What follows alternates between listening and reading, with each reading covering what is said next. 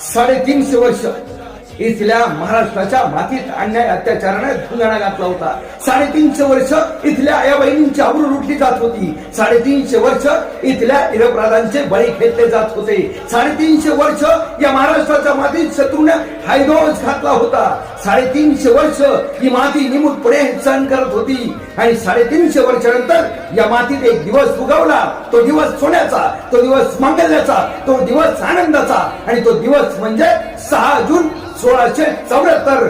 छत्रपती शिवाजी महाराज यांचा राज्याभिषेक झाला. रायगडावर सोनेरी सिंहासन उभं राहिलं आणि म्हणून हा दिवस शिवराज्याभिषेक दिन, शिवस्वराज्य दिन, हा दिवस आनंदाचा दिवस. श्रीला श्री विष्णू परी भगवा झेंडा एकची हा. शिवरायांच्या दृढ वज्राची सह्याद्रीच्या हृदयाची दर्या खवळे किळभर नढळे कडकर काठी झेंड्याची.